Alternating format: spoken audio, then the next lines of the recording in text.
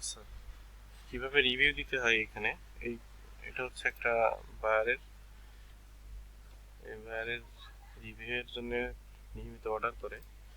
So আমি দেখাবো যে কিভাবে রিভিউ দিতে হয়, এটা বায়ারের রিকোয়ারমেন্ট অনুযায়ী। তো আমরা প্রথমে এখানে লগ ইন দেওয়ার পরে অল রিভিউতে যাব, এরপরে অ্যাড নিউ রিভিউ। ওকে, তো এরপরে আমাদের টাইটেল দেওয়া লাগবে না, ডেসক্রিপশন যদি থাকে তাহলে দিতে হবে, না হলে দরকার নাই দেওয়া। আর এখানে দিতে হবে কোর্সের নাম, যেটা ক্লায়েন্ট প্রোভাইড করেছে অলরেডি, আর এখানে ইউজার সেটাও প্রোভাইড করেছে, এবং ইউজার যে স্টার দিয়েছে সেই অনুযায়ী এখানে দিতে হবে। যদি স্টার সিস্টেম হয় 5 স্টার, তাহলে 5 4 এরকম হবে। আর যদি ডকুমেন্টে 10 থাকে পয়েন্ট, দ্যাট মিনস 5 স্টার। আর যদি 8 থাকে তাহলে 4 স্টার, 6 থাকলে বা 7 থাকলে সেটাও হবে 3 স্টার, বা ওই অনুযায়ী আর কি। 9 থাকলে আমরা 4 স্টার বা 5 স্টারও দিতে পারি। তো আমরা দেখি আসলে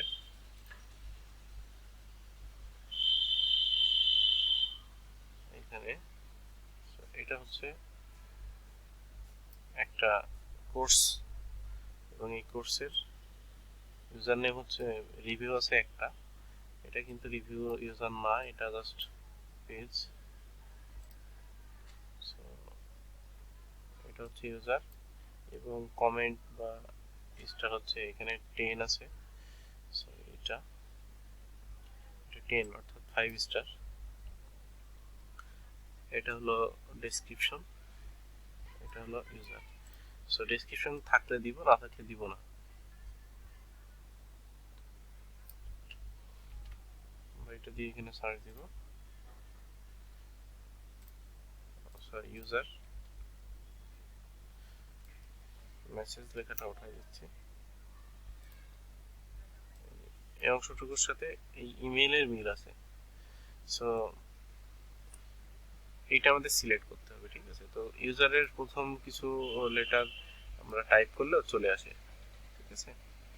যেমন এই যে চলে আসছে, পুরোটা টাইপ করতে পারলে ভালো হয়, সাথে সাথে পাওয়া যায়, না হলে অর্ধেক অংশ অথবা ফুল ইউজার নেমটা। এরপর এখানে আমাদের যেহেতু এখানে কোর্সের নাম হচ্ছে functional group aroma chemistry grade debate, তো এফইউএনসি ফাংশনের কিছুই, ফাংশনাল গ্রুপ ফার্স্ট 3-4 লেটার লিখলে চলে আসে এটা। এবং স্টার হচ্ছে 10 পয়েন্টস অর্থাৎ 5 স্টার। এবং এইখানে কমেন্ট আছে, নট প্রাইভেট কমেন্ট। এখানে ডেসক্রিপশন আছে, তো ডেসক্রিপশনটা কি দেখি। ডেসক্রিপশন হচ্ছে এই যে গ্রেড, যাই থাক না কেন, যদি ইয়েলো কালার দেওয়া না থাকে, মানে কোনো কালার না দেওয়া থাকে, তাহলে আমরা এটা ইউজ করতে পারবো। সো আমি এখানে ইউজ করতেছি, সরি এটা ভেঙে যাচ্ছে। সো আমি অ্যাড্রেস করে নিয়ে ক্লিক করে দিতাম এখানে। খুবই ইজি কাজ। এখন এটা হয়ে গেছে, এটা পাবলিশ করতে হবে। যদি একটা রিভিউ থাকে তাহলে এখনই পাবলিশ করতে হবে। আর যদি 2 বা 3টা, সাপোজ এই কোর্সের আরো 2টা রিভিউ আছে, যদি থাকে, নেই, সো আমরা মনে করি যে আছে, যেমন এইটার মতো, এটার মতো। তো এইটা হবে আজকের ডেট, এটা হবে 7 দিন পিছনের ডেট, অর্থাৎ আজকে যদি 6 তারিখ বা 7 তারিখ হয়, তাহলে এটা পিছনের ডেট হবে 31 জানুয়ারি। আর একটা যদি থাকে তাহলে এটা আবার 7 দিন পিছিয়ে, অর্থাৎ 24 জানুয়ারি, এরকম করে পিছাইতে থাকবে। আজকের পরে কোনো রিভিউ পাবলিশ করা যাবে না, মানে যেদিন আমরা কাজ করতেছি, যেদিন রিভিউ দিচ্ছি, ওই দিন একটা রিভিউ, এবং ওই কোর্সে যদি আরো রিভিউ থাকে তো সেটা ব্যাক ডেট হবে।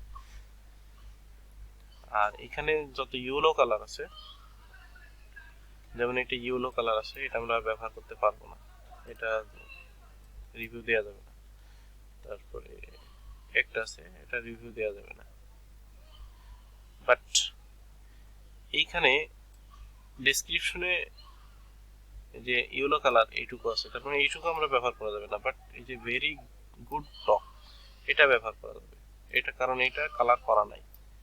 আবার এই ইউজার নেম ব্যবহার করা যাবে। আর যদি এখানে কোনো রেটিং না থাকে, রেটিং না দেখায়, তাহলে অবশ্যই 5 স্টার। ওকে, যে ইয়েলো কালার যেগুলো বা অরেঞ্জ কালার দিয়ে যেগুলো মার্ক করা আছে, কালার করা আছে, এগুলো বাদ দিতে হবে।